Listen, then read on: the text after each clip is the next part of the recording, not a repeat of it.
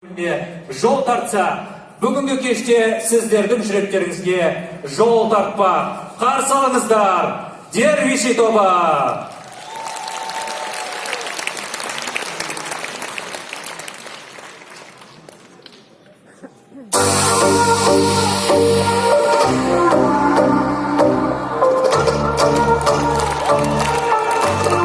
Добрый вечер.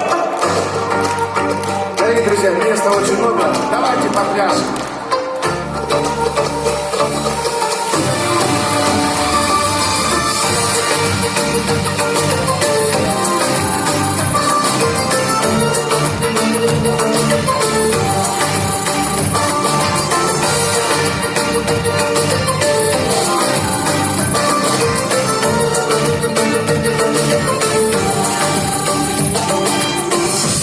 Kalbim yalnızım sen, İzmir'im sen. Yurumuzun kara kızım, herkesi gibi sen. Senin güzel hoşalıkta kalbim yaşınaydı. Arzular kalbimi dergemini başlaydı. Senin güzel hoşalıkta kalbim yaşınaydı. Arzular kalbimi dergemini başlaydı.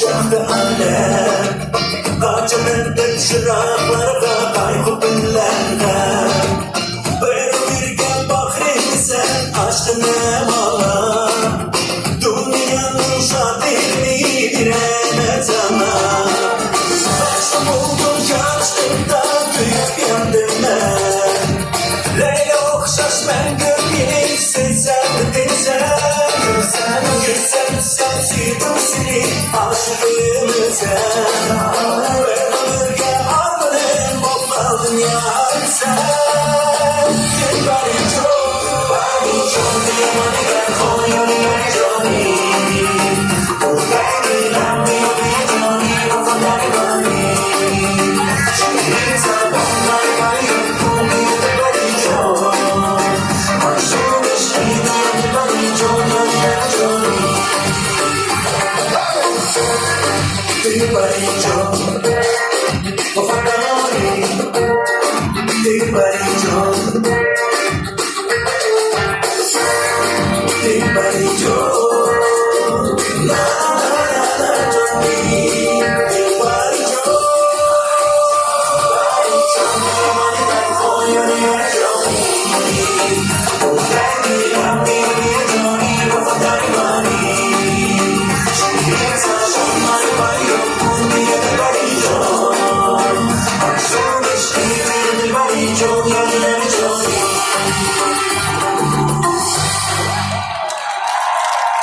Спасибо, Рахмет, спасибо. С праздником вас летим в радио НС. Рахмет, группа Дервиши. Қошеметтеріңіз!